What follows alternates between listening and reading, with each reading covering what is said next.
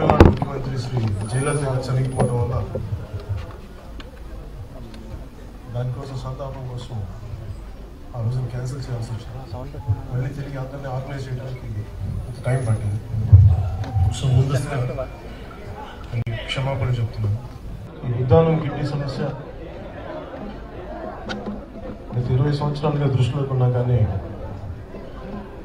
అది ప్రజల దృష్టిలోకి, రాష్ట్ర ప్రజల దృష్టిలోకి రావడానికి చాలా సమయం పట్టింది. కాకపోతే దీన్ని ఇలాగే వదిలేస్తే నాకు బాధ కలిగించింది ఏంటంటే రాబోయే తరాలు చిన్నపిల్లలు కూడా దీన్ని బారిన పట్టడం నాకు నిజంగా కలిసివేసింది. నేను ఈ సమస్యను గుర్తించి ఇక్కడ దూరం రావడానికి నేను రాజకీయాల్లోకి వచ్చింది ఏదో రాజకీయ ప్రయోజనాలు ఆశించి కాదు. ఎందుకంటే ఏ రాజకీయ పార్టీ, ఏ రాజకీయవేత్తలైనా సరే ఉన్నది సమాజానికి ఉన్న సమస్యల్ని సరిదిద్దడానికి. దీనివల్ల ఏదో లబ్ధి పొందుతూ నేను దానికోసం రాలేదు. కానీ ఇన్ని సంవత్సరాలకి ఈ సమస్య ఉన్నా కానీ దీన్ని ఎందుకు సరైన విధానం గుర్తించి దీన్ని సరైన ఒక పరిష్కారం ఎందుకు కనుగొనలేకపోయారు నాకు అర్థం కాలేదు. నేను ఇంకొక గత ప్రభుత్వాలు చేసిన ఏంటి వీటన్నిటికంటే కూడా ప్రస్తుతం మన ముందున్న కర్తవ్యం ఏంటంటే దీన్ని ఎలా ఫ్యూచర్లో రాబోయే కాలంలో ప్రజలు, చిన్నపిల్లలు దీన్ని బారిన పడకుండా ఏం చేయాలన్న ఉద్దేశంతో ఇక్కడికి వచ్చాను. సంవత్సరం అవుతుంది నాకు కిడ్నీ వ్యాధి వచ్చింది. నెలకి ఒక 9,000 10,000 రూపాయలు ఖర్చుతో ఈ మందులు వాడుతుంటే కొద్దిగా తిరిగాడుతున్నాను. లేకపోతుంటే ఒంటికి చాలా డేంజర్ చేస్తుంది. అందుకు బట్టి ఇక్కడికి వచ్చి మీలో కళాలని కలిగి వచ్చి మేము మీతో చెప్తున్నామని కోరుకున్నాం.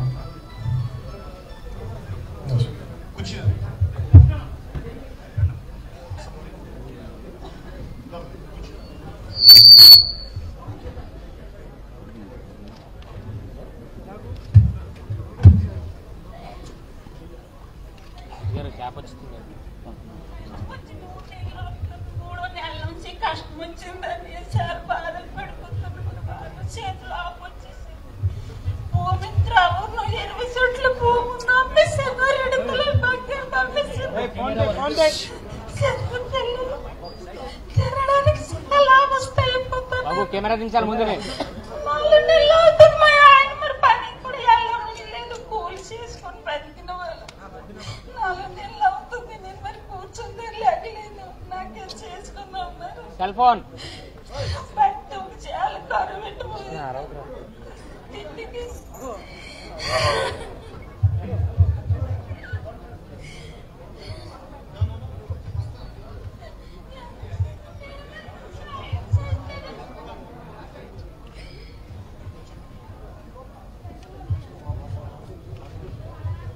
మా అమ్మగారు కిడ్నీ వ్యాధితో చనిపోయారు. మేము అనాథలమైపోయాము. మాకు తిండికి ఇబ్బంది అయిపోతుంది.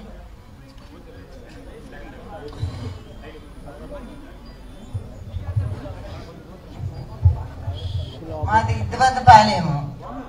ఇద్దవానిపాలెంకి గ్రామంకి అందరికి కూడా ఇంచుమించి 200-300 ప్రజకి ఈ కిడ్నీ ప్రాబ్లం మీద వచ్చాము.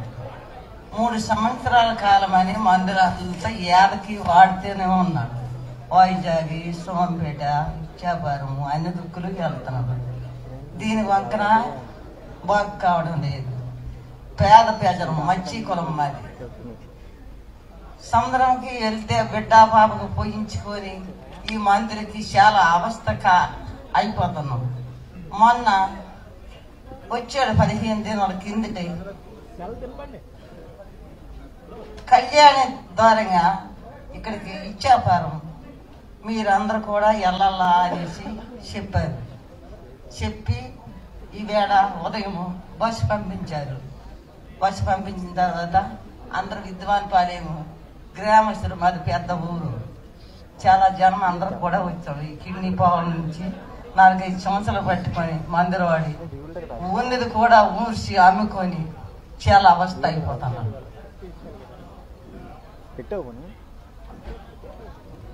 బిడ్డ పాపతోని వలరైపోయి గాబరైపోయి వ్యాధులు బాధలకి భరించలేక చాలా వారికి వ్యవస్థ అయిపోతున్నారు ప్రజలు. ఎవరు కూడా మాకు పట్టించుకోవడం లేదు. ఇప్పుడు ఆయన గారు వచ్చి రమ్మన్నారు అని సంతోషించి అందరం కూడా బస్సు పంపిస్తే అందరం కూడా వచ్చున్నాం. ఈ యాదకి భరించలేక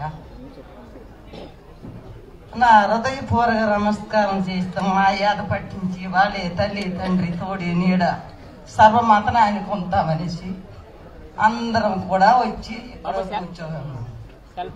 అతనికి కోటేలు జేబులు కట్టుకుంటున్నాం. కళ్ళు కనిపించిన వారే తోడు పెట్టి తీసుకెళ్లే వారే అతనే దేవుడనేసి భావన చేస్తూ ఉన్నాం. ఇది నా ప్రార్థన.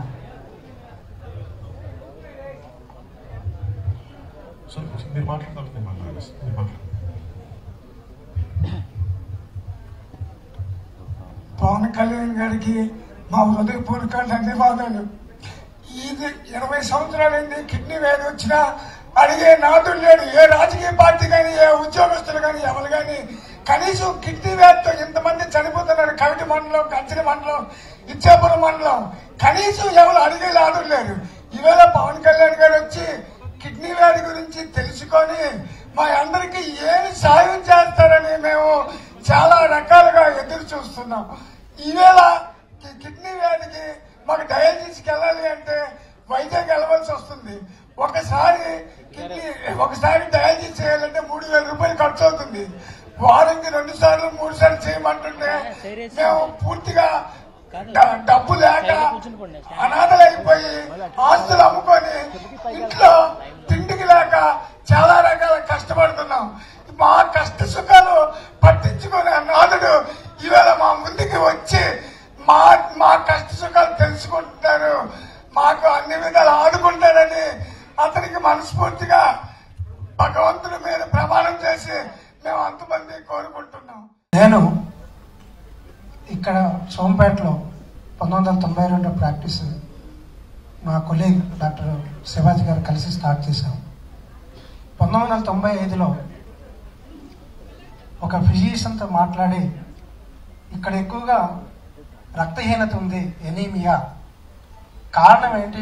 అప్పుడే మాకు ఇక్కడ టెస్ట్లు ఏంటి ఉండేవి కాదు. ఒక హీమోగ్లోబిన్, యూరిన్ ఆల్బిన్, షుగర్ అంతే.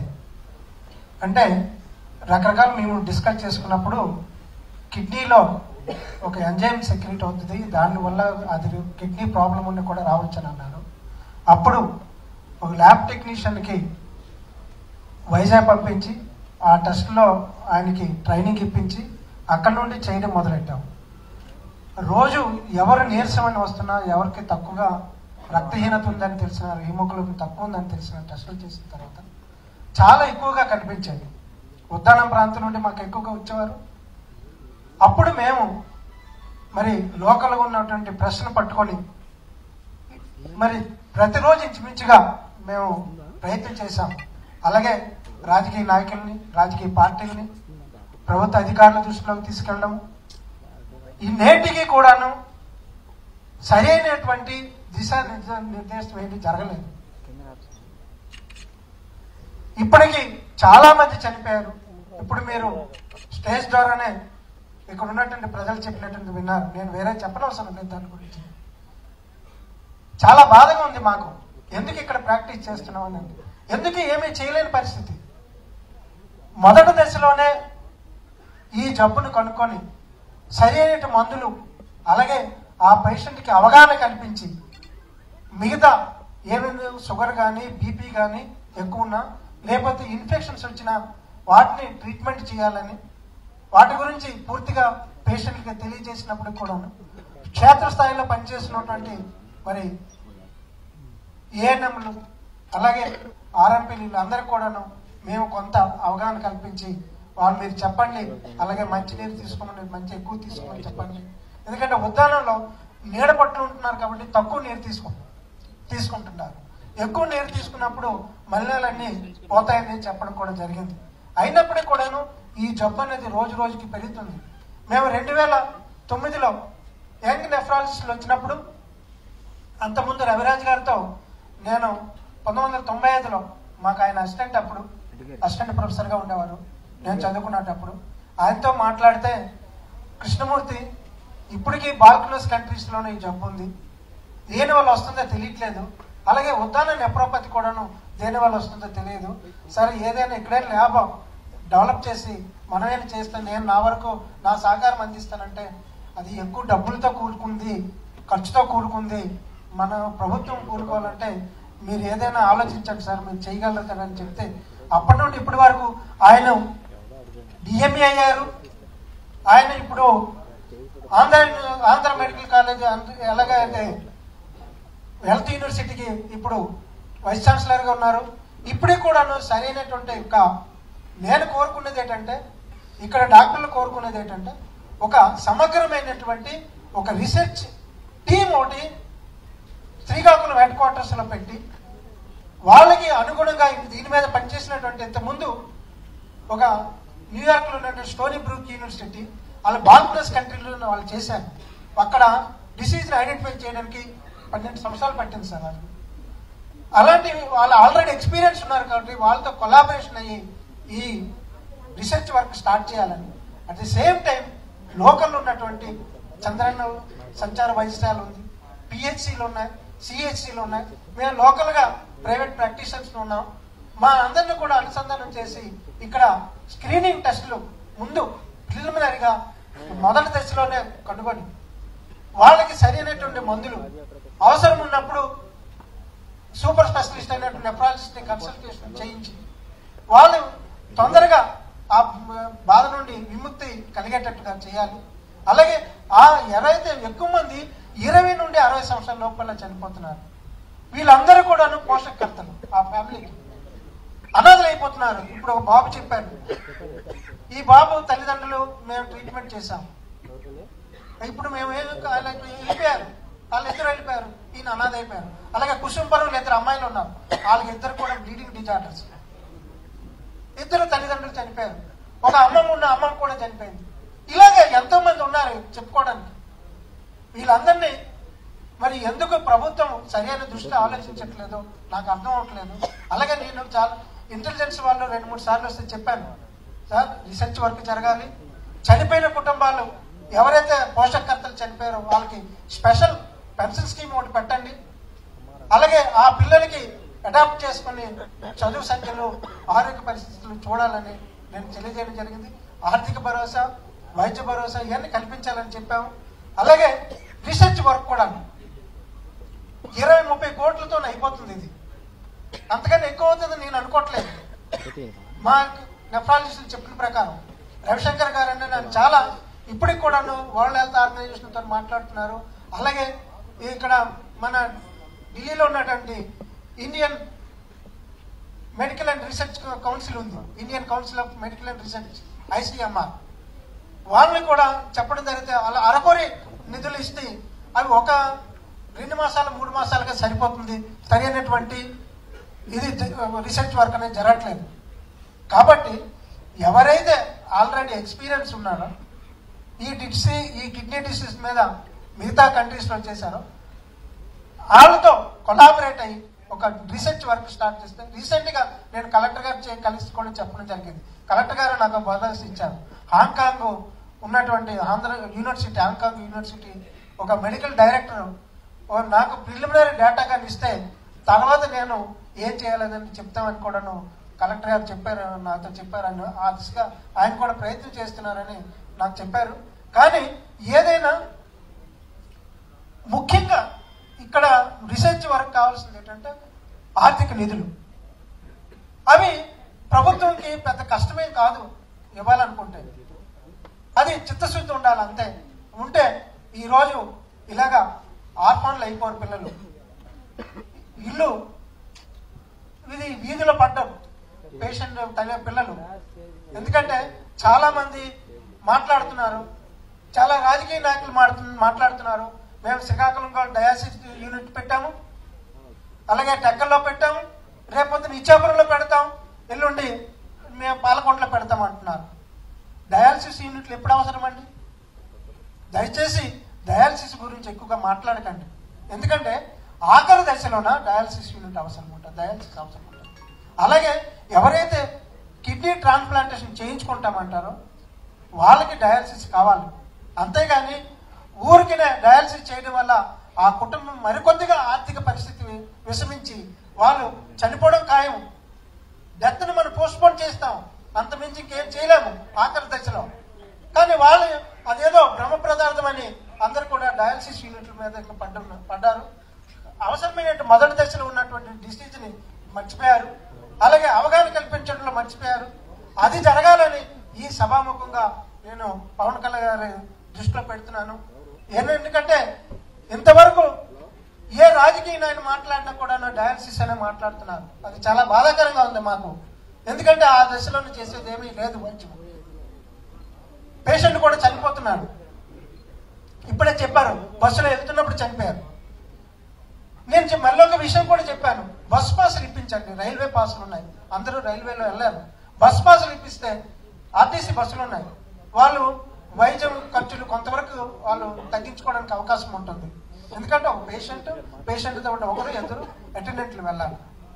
మరి ఈ ఖర్చు అంతా వాళ్ళ మీద పడుతుంది. ఈ ఖర్చు ఇంచుమించు 2000 అవుతుంది. మరి మందుల ఖర్చు. కాబట్టి ఇది చాలా తీవ్రమైనటువంటి ఆర్థిక పరిస్థితుల్లోకి నెట్టబడుతుంది ఈ డిసీజ్ వల్ల. అందుకే నేను ఎప్పుడూ చెప్తుంటాను నా దగ్గర పనిచేసినటువంటి పిల్లలకి, ఒరే దీనివల్ల ఇల్లు గొల్ల ఒళ్ళు గొల్ల రెండు గొల్ల అయిపోతున్నాయి. ఇది వద్దు. ముందు మొదటి దశలోనే మనం చెప్పండి. మీ వరకు నా దగ్గరకు వస్తే నేను చెప్తున్నాను, అవగాహన కల్పించండి. మీరు ఎవరు పేషెంట్ దగ్గరికి వెళ్ళినట్టు కూడా చెప్పండి అని చెప్తున్నాను. కొద్ది నెలల క్రితం నాకు తెలిసినప్పుడు, నాకు అంతకుముందు వచ్చినా కానీ నాకు ఎప్పుడు ఎవరు చెప్పలేదు ఇలాంటి సమస్య ఉందని చెప్పి. కొద్ది నెలల క్రితం నా దృష్టికి వచ్చినప్పుడు పార్టీ తరఫు నుంచి ఒక మీడియా టీం పంపించాను, అలాగే రీసెర్చ్ టీం కూడా పంపించాను. నిన్నే అప్లోడ్ చేశాను యూట్యూబ్లో. చాలా బాధ కలిగించింది.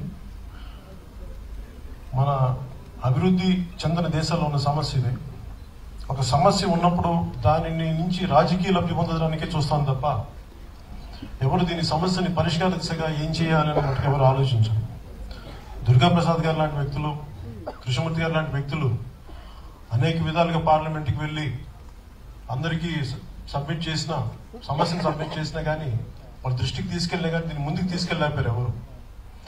కాకపోతే వాళ్ళు ఇప్పుడు ప్రభుత్వం చేయాల్సింది, మేము జనసేన పార్టీ తరఫున నేను చేయబోయేది ఏంటంటే, ఇదేదో నిజంగా ఇందాక మనస్ఫూర్తిగానే చెప్తున్నాను, నేను రాజకీయాల్లోకి వచ్చింది ప్రజా సమస్యల్ని ఎంతసేపు ప్రజల్ని ఓట్ బ్యాంక్ గానే చూసి ఓట్లు వేయించుకొని మర్చిపోయే విధానం కాకుండా నిజమైన ప్రజా సమస్యల పైన ప్రజాప్రతినిధులు కానీ పార్టీలు కానీ దృష్టి పెట్టి వాటిని సమస్యకి ఎలా పరిష్కారం కనుగొనాల దిశలోనే జనసేన పార్టీ ఆలోచన విధానం ఉంటుంది. అందుకే నేను జనసేన మిగతా పార్టీ సభ్యులందరితో కూర్చొని నేను దీనికి సంబంధించిన ఒక కమిటీని నిర్ణయించాను దీనికి. సో దీంట్లో భాగంగా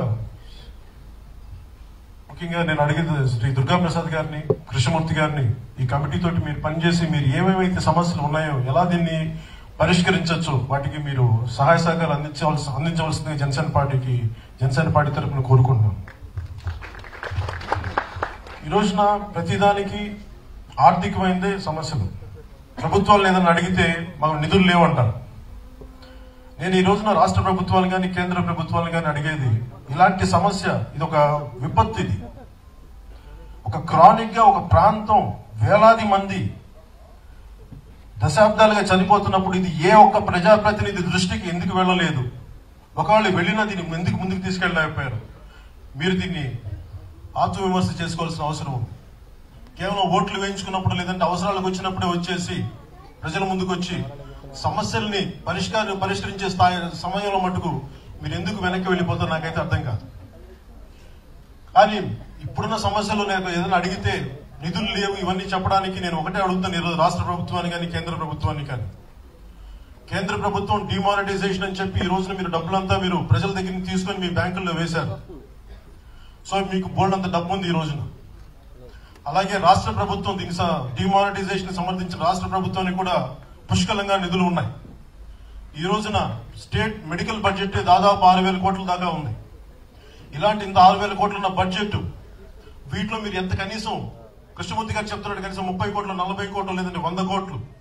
ఇక్కడ వేలాది మంది చనిపోతున్నప్పుడు మీరు ఒక 100 కోట్లు కేటాయించి, ఇందాక నిన్న ఆరోగ్య శాఖ మంత్రి గారు కూడా మాట్లాడితే నా దృష్టికి వచ్చింది, డయాలసిస్ సెంటర్లు పెట్టించామంటున్నారు. దయచేసి నా కిడ్నీ బాధితులు ఎలా ఉంటారో తెలుసు, ఎందుకంటే నాకు స్వయాన మా పిన్ని గారి భర్త చనిపోయారు కిడ్నీ వ్యాధితోటి. సో ఆ బాధ ఎలా ఉంటుందో నాకు తెలుసు. డయాలసిస్ అనేది లాస్ట్ శాఖ, ఇంకా మనిషి బతకడు, ఇంకేదో ఇంకా ప్రాణాలను పొడిగించడానికి డయాలసిస్ అనే పదం వాడతాం తప్ప దాన్ని ఏదో అది చికిత్స ఫైనల్ దాని నుంచి బయటపడేలాగా మాట్లాడకండి దయచేసి. ఆ సమస్యని మీరు ఆరోగ్య శాఖ మంత్రిగా ఉన్న కామినేని గారు దయచేసి దీన్ని మీ దృష్టికి తీసుకొస్తున్నాను. ఇది చాలా ఘోరమైన విపత్తు. మీరు ప్రత్యేకించి ఈరోజు నేను తెలుగుదేశం ప్రభుత్వాన్ని అడిగేది ఏంటంటే, మీరు ఒక ప్రత్యేకమైన కమిటీని వేయండి. ఉద్దానం కిడ్నీ సమస్యకు సంబంధించి మీరు ప్రత్యేక కమిటీ వేయండి. ఇక్కడున్న స్థితిగతుల్ని ఏ పరిస్థితుల్లో వస్తున్నాయి ఇవన్నీ మీరు పరిశీలించాల్సిన అవసరం ఉంది. అలాగే నిధులు 100 కోట్లు కేటాయించండి. ఇక్కడ 3 రకాలుగా ఉంది. ఒకటి, మొదటి దశలో స్క్రీనింగ్ స్థాయిలో ఎన్ని గ్రామాలు ఎఫెక్ట్ అయినాయి, ఎంతమంది ప్రజలు దీని బారిన పడ్డారు, వాళ్ళకి తక్షణంగా మీరు ఇవ్వగలిగేది, మీరు ఇమీడియట్ మెడికల్ రిక్వైర్మెంట్స్ ఏ ఉన్నాయి, మెడికల్ గా వాళ్ళని ఏ విధంగా మనం ఆదుకోవచ్చు, ఫస్ట్ అవి చేయాల్సింది. 2, దీంతో పాటు రెండోది మీరు చేయాల్సింది అసలు ఎందుకు వస్తుందని చెప్పి అంతర్జాతీయ స్థాయిలో, ఇందాక సౌత్ అమెరికాలో ఉన్నాయని చెప్పారు, అలాగే శ్రీలంకలో ఉందన్నారు, అలాగే ఇప్పుడు మన భారతదేశంలో ఉద్దానంలో ఉంది. ఇంత అంతర్జాతీయంగా చాలా అతి తక్కువ మంది ఎఫెక్ట్, అతి తక్కువ స్థానాల్లో ఎక్కువ మంది ఎఫెక్ట్ అవుతున్న ఈ జబ్బుని కేంద్ర ప్రభుత్వం కానీ రాష్ట్ర ప్రభుత్వం కానీ మీరు దీన్ని గుర్తించి, దీని ఆవశ్యకతను గుర్తించి దీనిని మీరు సరి చేయకపోతే చాలా ఘోరం చేసిన వాళ్ళు అవుతారు మీరు. ఎందుకంటే నేను ఈరోజు రాష్ట్ర ప్రభుత్వాన్ని కూడా నేను అడిగేది, మీరు పుష్కరాలు అని చెప్పి ఇన్ని 100 కోట్లు ఖర్చు పెట్టగలరు, లేదంటే క్యాపిటల్ కోసం అని చెప్పి అన్ని వేల కోట్లు ఖర్చు పెట్టగలరు. కానీ ఉద్దానం ఇక్కడ మనుషులు చనిపోతున్నప్పుడు, పిల్లలు అనాథలు అవుతున్నప్పుడు మటుకు మీ దృష్టికి రాకపోవడానికి చాలా బాధ కలిగిస్తుంది, చాలా బాధ కలిగిస్తుంది. ఒకవైపుని ఈ రోజున రాష్ట్రం విడిపోతున్నప్పుడు ఒక్క తూర్పాంధ్ర నుంచి కానీ ఏ ఒక్క ప్రజాప్రతినిధి కూడా ఈ ఉద్దానం సమస్యని జాతీయ స్థాయిలోకి దృష్టిలో తీసుకెళ్లేదు. ఎంతసేపు ఆంధ్ర అంటే డబ్బులు ఉన్నాయి, బోల్డంత ఆ సమస్యలు మాట్లాడతారు, కానీ మన తూర్పాంధ్ర ఇంత వెనకబడిపోయింది, శ్రీకాకుళం ఇంత వెనకబడిపోయింది, జబ్బులు బారిన పడి మనుషులు చనిపోతున్నారు, పిల్లలు అనాథలు అవుతుంటే కూడా దీన్ని ఏ ఒక్క ప్రజాప్రతినిధి దృష్టికి తీసుకెళ్లకపోవడం, కేంద్ర ప్రభుత్వంలో కానీ పార్లమెంట్ స్థాయిలో కానీ దీన్ని మాట్లాడకపోవడం నిజంగా చాలా దుఃఖించాల్సిన అవసరం ఉంది. మీరు నిజంగా ప్రజల కోసం మీరు ఉన్నారు, ప్రజల వల్ల మీరు ఎన్నికయ్యారనుకున్నప్పుడు మీరు దీన్ని నిర్లక్ష్యం చేయడం, దీన్ని ఖచ్చితంగా జనసేన ఖండిస్తుంది. అలాగే ఈరోజు రాష్ట్ర ప్రభుత్వాన్ని నేను కోరుకునేది ఒకటే, జనసేన పార్టీ తరఫున నేను ఒక ప్రత్యేకమైన కమిటీ వేస్తున్నాను. ఈ కమిటీకి సంబంధించి మా పార్టీలో పని ఉన్న ముఖ్యుల్లో ఒకరైన డాక్టర్ హరిప్రసాద్ గారు, అలాగే సందీప్, ఇంకా మిగతా నాకు డాక్టర్ అశోక్ యాదవ్, సో వీళ్ళు ఇలా ఒక 5 మందితో కలిపి, అలాగే డాక్టర్ హరిప్రసాద్ గారు, డాక్టర్ కృష్ణమూర్తి గారు సూచనలు తీసుకుంటూ రాష్ట్ర ప్రభుత్వానికి, కేంద్ర ప్రభుత్వానికి దీన్ని ఎట్లా ముందుకు తీసుకెళ్ళాలి, ఈ సమస్యలకి పరిష్కారం ఎలా చేయాలి అని చెప్పి మేము వాళ్ళ తరఫున పనిచేసి రాష్ట్ర ప్రభుత్వానికి నేనే స్వయంగా తీసుకెళ్లి ఉద్దాన సమస్యని ముఖ్యమంత్రి గారికి, కాకపోతే ఇది నాకు చేయడానికి ముఖ్యమంత్రి గారి దృష్టికి తీసుకెళ్ళడానికి నెక్స్ట్ ఒక ఎన్ని రోజులు పడుతుందంటారు మీకు ఒక సమగ్ర రిపోర్ట్ ఇవ్వడానికి? ఒక 15 రోజుల్లో రిపోర్ట్ మా చేతికి వచ్చిన తర్వాత నేనే స్వయంగా ముఖ్యమంత్రి గారి దగ్గరికి, అలాగే ప్రజాప్రతినిధుల దగ్గరికి నేనే స్వయంగా దీన్ని తీసుకెళ్తాను మీకు సభాముఖంగా తెలియజేసుకుంటాను.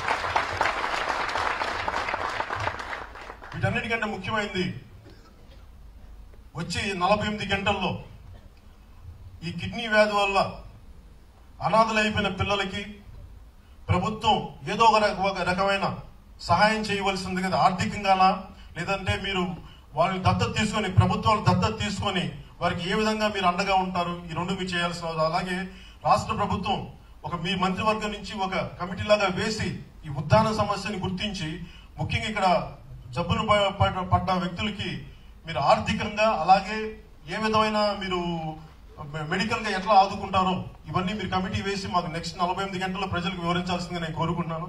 ఒకవేళ 15 రోజుల తర్వాత మా సమగ్రమైన రిపోర్ట్ జనసేన పార్టీని సబ్మిట్ చేసిన తర్వాత అప్పటికి దీన్ని ముందుకు తీసుకెళ్లని పక్షంలో మటుకు నేను దీన్ని ఒక ప్రజా ఉద్యమంగా మటుకు నేనే స్వయంగా దీన్ని లీడ్ చేస్తానని.